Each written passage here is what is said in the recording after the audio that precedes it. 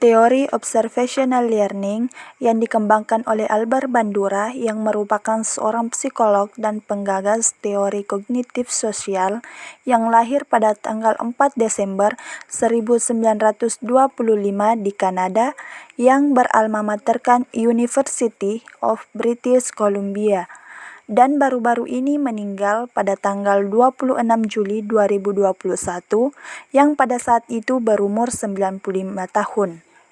Menurut Bandura, perilaku dapat terbentuk melalui observasi model secara langsung yang disebut dengan imitasi dan melalui pengamatan tidak langsung yang disebut dengan vicarious conditioning.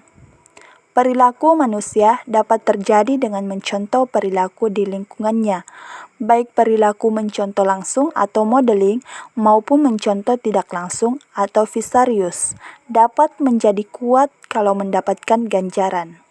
Bandura mengemukakan teori social learning setelah melakukan penelitian terhadap perilaku agresif di kalangan anak-anak.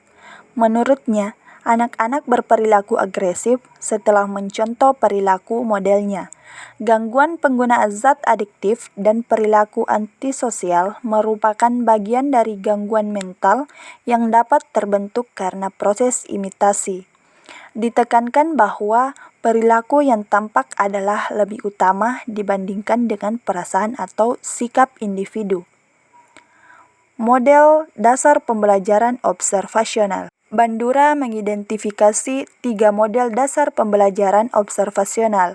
Yang pertama yaitu model langsung, yang melibatkan individu aktual yang mendemonstrasikan atau memerankan suatu perilaku.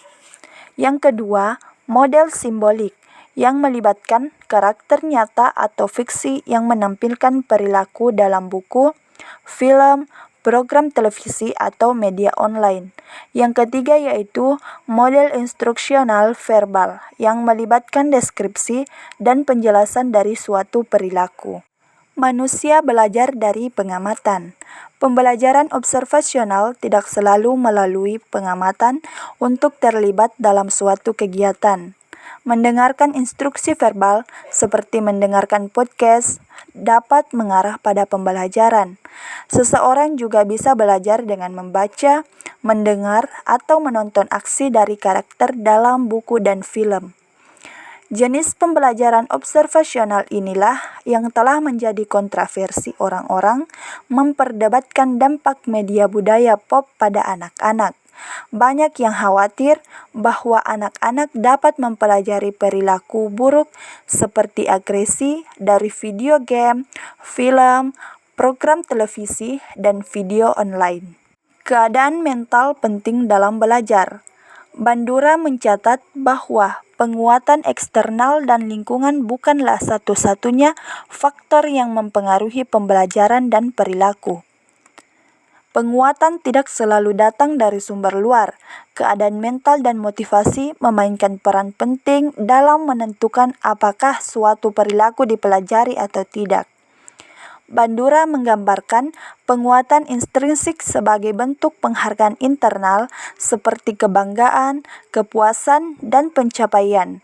Penekanan pada pemikiran dan kognisi internal ini membantu menghubungkan teori pembelajaran dengan teori perkembangan kognitif. Bandura sendiri menggambarkan pendekatannya sebagai teori kognitif sosial. Belajar tidak harus menyebabkan perubahan.